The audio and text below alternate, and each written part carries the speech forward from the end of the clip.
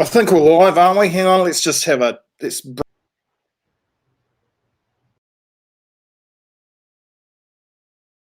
add to the stream. We must be live, surely. Let me just check. Yeah, we are. How are you, Mr. Bagrie? Oh, good. Been running around today, first day of the school holidays. So another week to go. Got one away to rowing camp on Wednesday for 5 days, and head up to Auckland with the other one on Thursday. And not quite sure I should be going to COVID town, but how old is the child that's into the rowing? 14. So went down 3 weeks ago, found out about rowing, and decided she'd give it a bit of a crack. And I said, yeah, well, see what it's like. And got told by other parents, don't do it, because you got to train about 5 days a week. And lo and behold, she's in the team, and now she's into it 5 days a week, and the camp. But she absolutely loves it. I think there's something about the camaraderie. You get all these when they're not on the water, they're on the ergs. There's all this screaming and cheering and that sort of stuff. I think it's just quite a good vibe. There's something about it, but she's absolutely loving it. So we'll see how she goes. One of my we've got a lot of this country is producing a lot of great female rowers, a hell of a lot. I've got a good mate, and his daughter got a scholarship in the States with her rowing, and I think she's about 20, 21 now. Just loves it. Yeah, don't they get up and aren't they training sort of like 5 o'clock in the morning, that kind of stuff? Yeah, I think when you're getting up to the senior part of school, but my daughter's novice. You got the first couple of lessons were about just getting in the boat, getting in the boat in the water, getting the boat out of the water, these sort of things. But they're going up to Wanganui, and the good thing about Wanganui is it'll be a hell of a lot calmer, you'd sort of hope, than Wellington. Wellington's a little bit sort of hit and miss in regard to getting out on the water, but they've had a couple of sessions and they all come back pretty fired up afterwards. Really? Oh, that's you only hear fantastic things about that sport and what it does for young kids. It's pretty incredible. All right, let's rip into it. You got the Marty Cup, which is either in Twizel or up in Cambridge, and the kids rave about it, right? So you just imagine, they feel sorry for those year 13 kids this year that sort of dipped out. You get to your final year, and it doesn't matter whether you look at rowing or other sports. There were a lot of rugby, first 15 sort of stuff, that they didn't get that sort of ultimate season in their year 13 that a lot of those kids probably wanted. Yeah, that's a good point, actually. Oh, well, if ever you need if ever she needs a rack up, we'll get Eric Murray to send her a video. Do you know that Eric Murray? This is how he's on our books. He's such a bloody good guy. He lives up the road in Cambridge. So my mate, his daughter, was actually celebrating her 21st, and he said, "Hey, do you think that we could get Eric just to send a little video across wishing a happy birthday?" Now, this is what Eric Murray is like as a person. So we were all expecting, "Hi, happy birthday from Eric." No, it's the full-on video. "Hey, I hear you're doing really well over there. Good on you. Keep it up. Everyone's so proud of you." He is one of the good guys. That guy never does anything by halves. Yeah, well, those kids remember. They connect. Those sort of little things connect as big pivots in regard to whether change people's lives. Kick on. And you're right. Sport, I think, is just such a great out for so many other things, particularly for mental health. Some of the struggles that everybody else has in their sort of lives. There's nothing like going and beating the shit out of yourself literally through playing some ridiculous sport, jumping on a bloody erg, or going up walking around the hills, or what's the modern man's golf, jumping on a bike. I was going to ask you this. I was going to leave this to the end, but I thought I'd ask you this now. Why do you think Otago rugby has struggled for so many years? Must be really hard for you, you know? Oh, I was going to end on that. Come on, mate. Come on. Let's hear you. Let's hear you, big Otago. Woo, we've won the Shield. Come on. Let's hear it. Let's hear it before we get into it. I know you're a proud Otago supporter. I think the last time we went sort of rah, they kept it for a week. Yeah, so they probably feel a bit of sympathy for what's happened in Taranaki over the past week, because that was the last time Otago got it. But it's interesting in regard to provincial rugby. It's not just Otago, Southland, a lot of these other places. It's an outright population game, and it also it's a bit of a money game as well. It's interesting to see, they've got a bit of a salary cap in place, obviously, but that Tasman team seems to have an awful lot of Super Rugby players on their books. I know you're a very proud Otago supporter and a Highlanders supporter, so I thought I'd let you have your moment in the sun. Right, let's get into it. First up, Nationals fiscal hole. What do you think? They've had a shocker. At least, the finance spokesman sort of put his hand in the air and sort of said, yep, we got to take that one on the chin. I think what's interesting about this, and it hasn't got enough attention, was what about the outfit that was paid to check the numbers? I know. Yeah. Where are they? They've gone to ground. You do the right thing. You pay some outfit to come and look, if we got this right, you get the big tick and say, yep, you're good to go, and then it blows up in your face. So I hope you're not planning on paying the bill.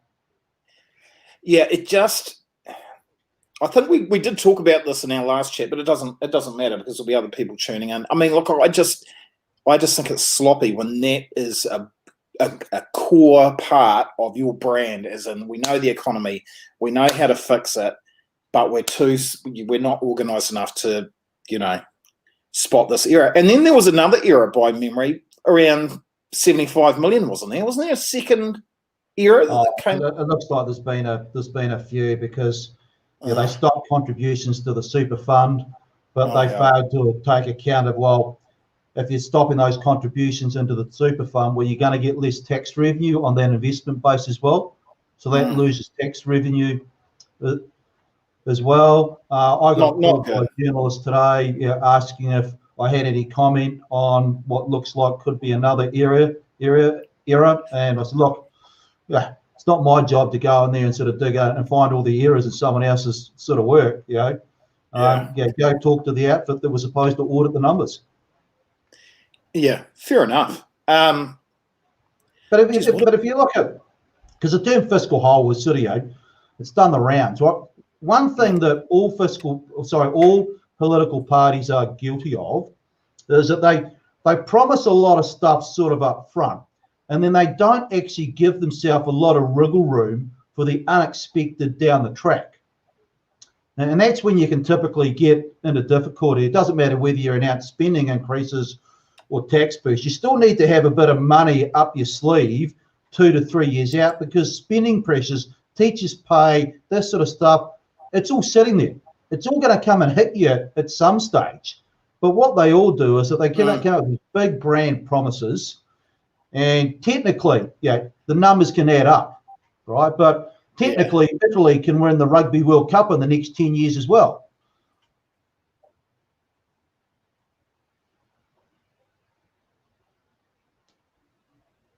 You there? Or is that gone silent? We had a few problems there with our Wi-Fi. I do need to find a Wi-Fi sponsor. Sorry about that. Why don't you just repeat that last bit again, because I was interested in that, and I'm sure our viewers were as well. Can you just run that last bit, because we just had it frozen a bit? Yeah, because I was ex-Treasury, right, and I did an awful lot of what's called long-term fiscal modelling. So I sort of know the levers that can pull up. Technically, any political party can put some numbers in that are technically achievable. Yeah. But the issue is that, are they actually that sensible, and are they credible? So if I have a look at an example, here's the pre-election economic and fiscal update. Right. Last year in the budget, the government had an assumption that capital spending, that's like infrastructure, an allowance every year was going to be 6.6 billion. because the books didn't look as great, they slashed that from 6.6 to 3 billion. Now, over a decade, that saves you 36 billion. But of course, the flip side here is you're taking 36 billion out of planned infrastructure investment. Yeah. Yeah. Now, is that really credible? Yeah. And I'll sit there. Look, I don't think you can get away with just spending $3 billion on critical infrastructure investment across New Zealand. Yeah. So if I have a look at the baseline in regard to what we've got at the moment, that all the political parties are working off, I don't think the baseline's accurate. You know, technically it's achievable, but technically Italy could win the Rugby World Cup in the next 10 years as well. Do you think, I know this is probably going off subject a little bit, but do you think these election terms are actually long enough? 3 years, it's sort of like they promise a long way out, but it's kind of like, I don't know, they never really have to follow through anyway, because it's like 3 years. It's just, I don't know. I just don't think that the length of that term actually allows for enough big thinking and big ideas and a little bit of risk taking as well. Yeah, so just park the 3-year election cycle for now and think about the bigger picture here. Yeah, what's a real bigger picture theme? Or one of the things we need to fix across New Zealand is to get a lot more long-term thinking into play. Yeah. Less about the short game, more about the long game. And this includes, sustainability, the environment. This includes airports investing in their most critical asset, which is the runway. This includes residential property investors. Hey, if it makes sense to put in a heat pump, don't quibble about it. Look after your tenant, because your tenant's probably going to stay there. But think more long term, as opposed to just getting that immediate cash in the near term. And if I have a look at the political derivative of that, or one of the things I think we should have, the election cycle of 3 years is too short. It drives too much short-term decision. Yeah, I agree. Totally agree. And short-term thinking. It is too short. It's ridiculous. Do you know that long-term big thinking, where we could all take lessons from, is from Maori business. They're always thinking. You have a look at how they run at things. They're always long-term thinkers. Their business plans are long-term. Anyway, getting off subject a little bit. You're actually bang on the mark there. Sorry, mate, what's that? You're bang on the mark there. And I've done a couple of presentations the past couple of years where I've talked about this new fancy term doing the round. It's called stakeholder capitalism. And stakeholder capitalism is just a long-term version of what's called shareholder capitalism. Stakeholders are thinking more about your role in the community, looking after your people, looking after the environment. But it's being responsible. You're not looking for a near-term payoff. What's happened around the globe is that we push the shareholder model, too much.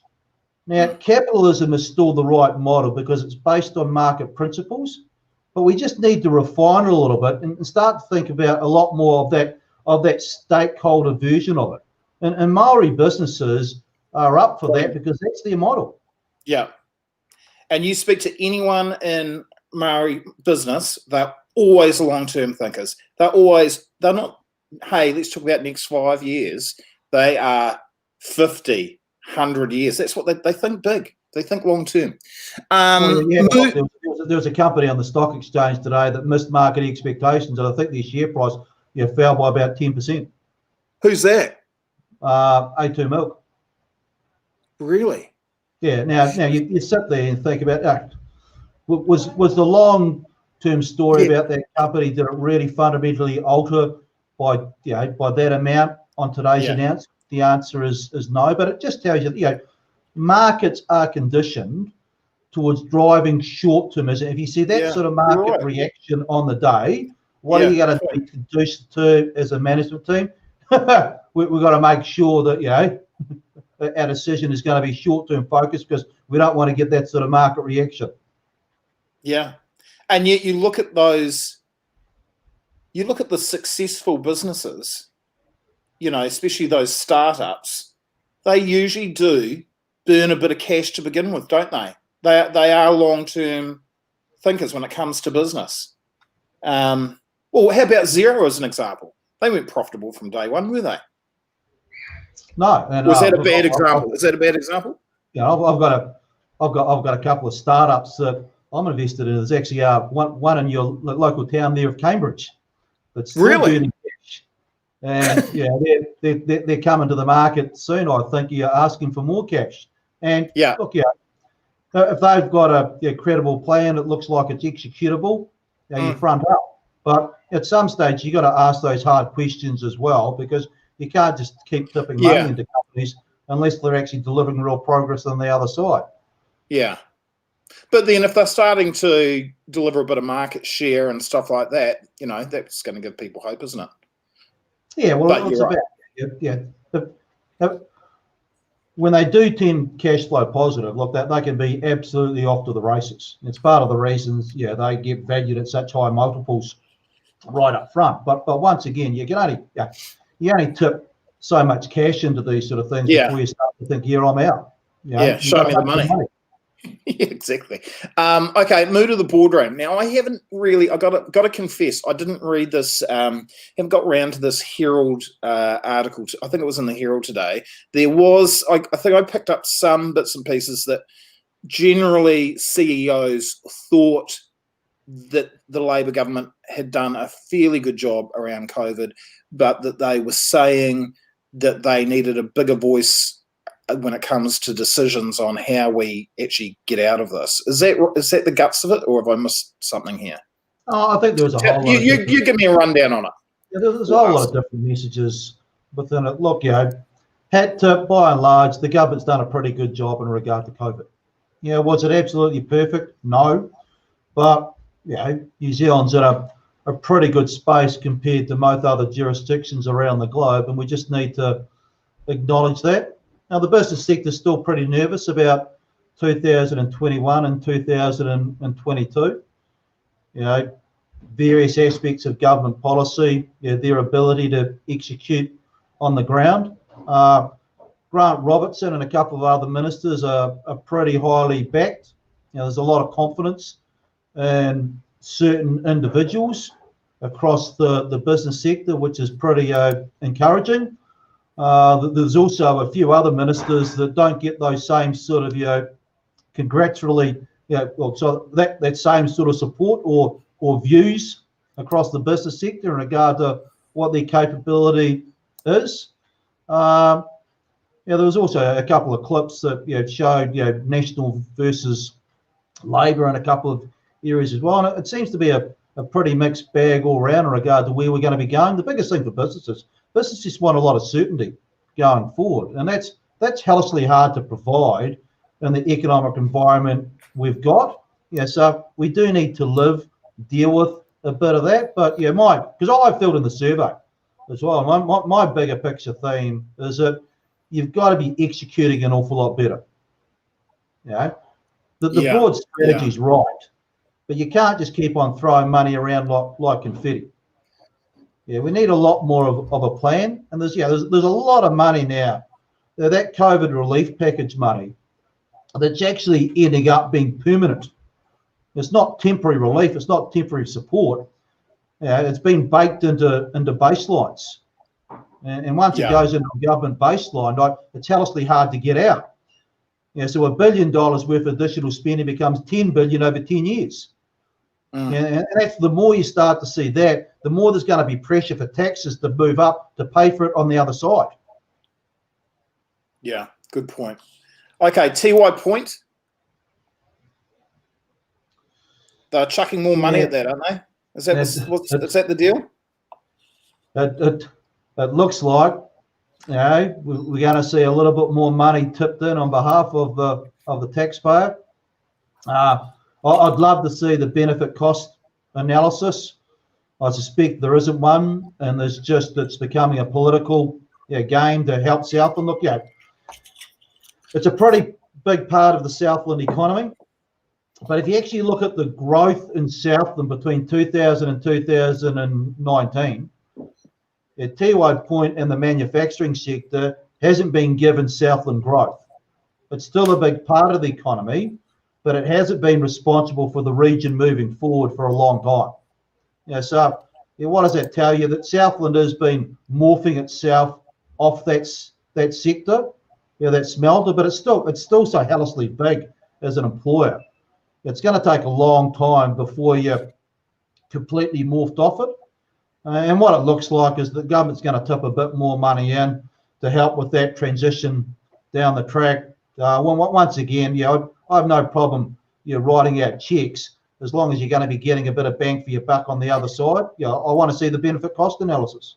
So generally speaking, do you think so far this government has actually spent the money wisely? What would you give them as a grade with all this? Because obviously, in regard to the COVID, no, in regard to the whole thing, and to COVID, the whole thing. I want to is it a B plus? Is it a C?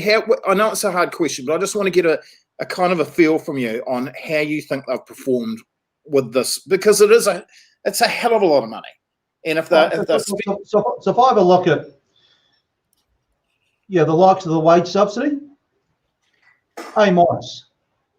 Could it have been executed a little bit better? The answer is yes, but they needed to go big, they needed to go strong, and they did. If I have a look at the 400 million that's been shoved into the tourism sector, I give them an E. I think that's an absolute disgrace in regard to who's been getting that money or how they designed it.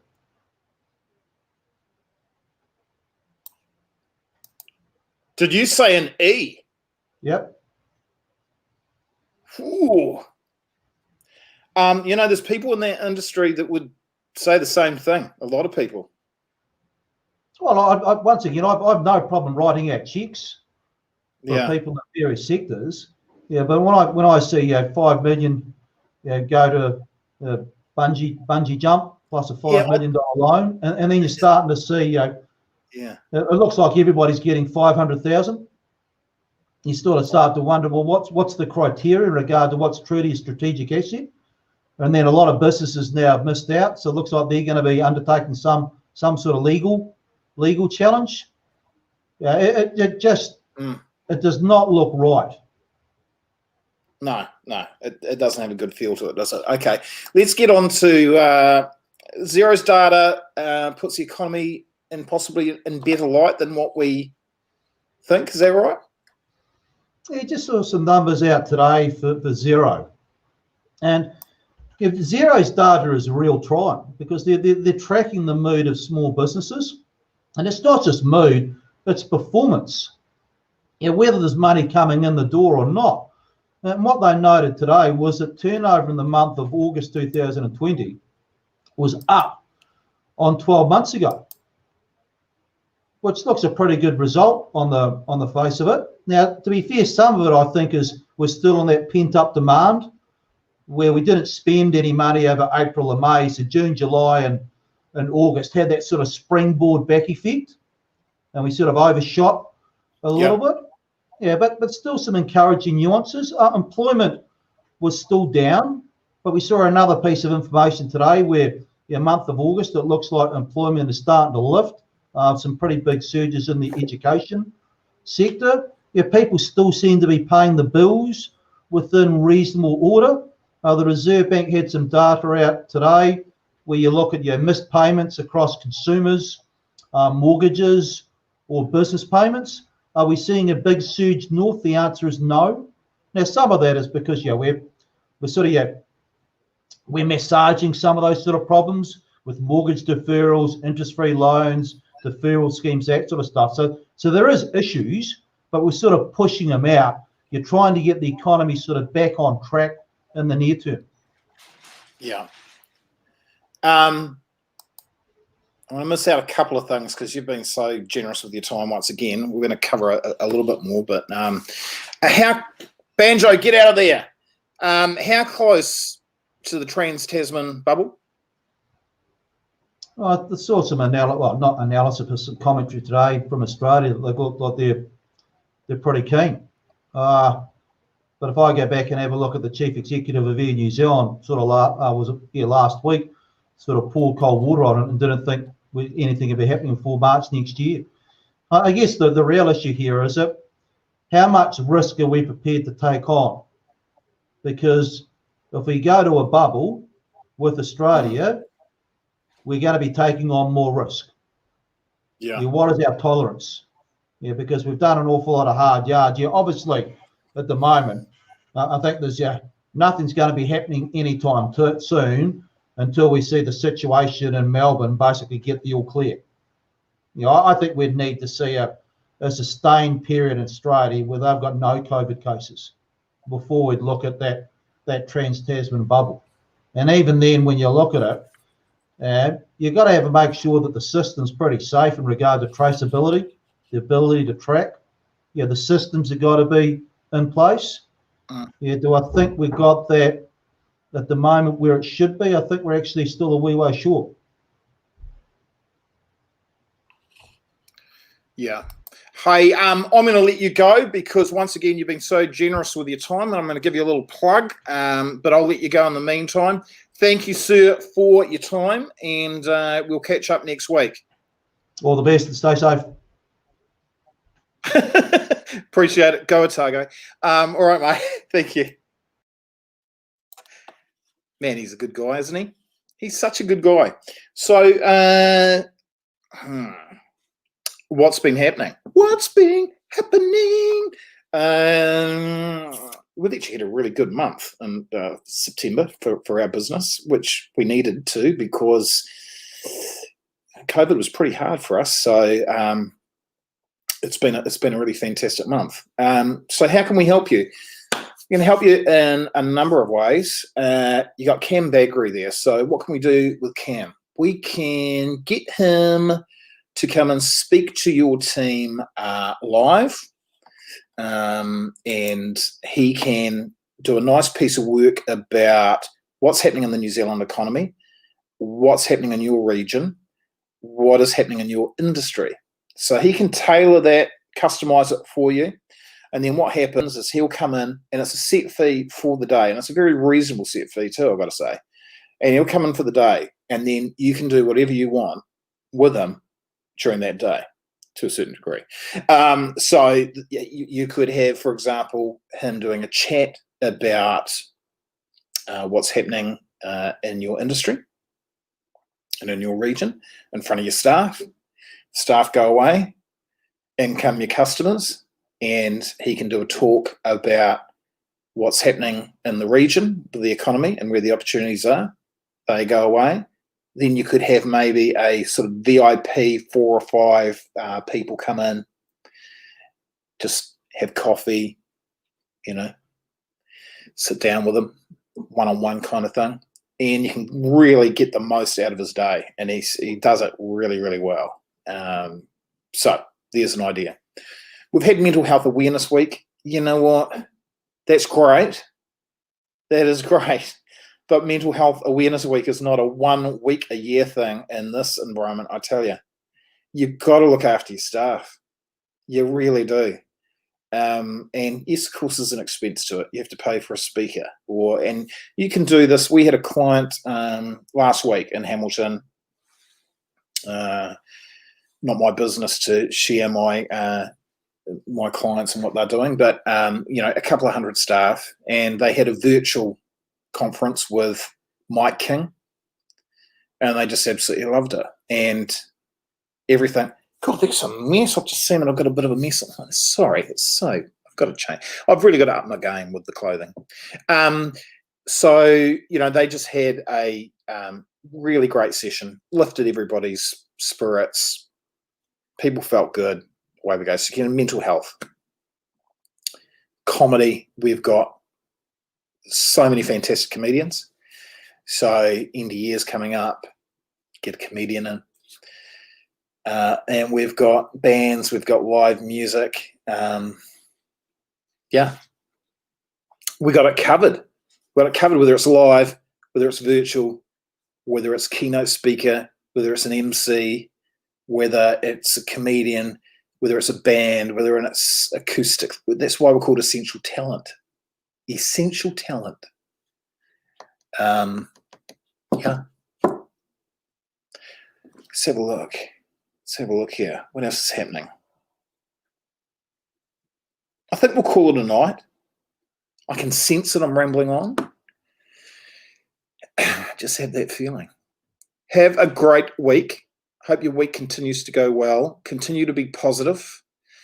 Continue to work hard and continue to be kind, because if you're not kind, then the whole thing is just a bloody all this stuff it's just here to keep us occupied, keep us interested while we run through life, business. It's all it is. The real guts of it is to be kind to one another and have some fun and, you know, have great friends and great family. All this other stuff is just, you know, it's fun, it's cool, we make some money, we go on holiday, we spend money on cars, we do all that. But if you can't actually be really bloody kind to people and have a great life, then it's all a waste of time. Seriously. And my recommendation on Netflix right now, and there are some friends of mine that are going, oh my God, that's such a terrible show, is Ratched. Ratched on Netflix. Check it out. Oh my God, it is fantastic. And, you know, I hate horrors. I hate that gory stuff. Yeah, I didn't ever watch the Friday the 13th. Oh, no, I did watch the Friday the 13th movies. That's a lie. But not on any great. I avoid them. This does have some gory stuff in it, but it is, that's not what makes it great, because I just sort of turn away when I see that. The writing is spectacular. The casting is spectacular. Sharon Stone, who, would you call it a cameo? I think you would. God, she's an amazing woman, that Sharon Stone. No, I've always had a crush on Sharon Stone, and I've got a crush on the woman who plays one of the patients, and I've posted it up on Facebook. She's 52 years of age, African American, and I want to marry her. She could be the next Mrs. O'Neill. She is so beautiful. Okay. Farewell. Be good. Talk soon.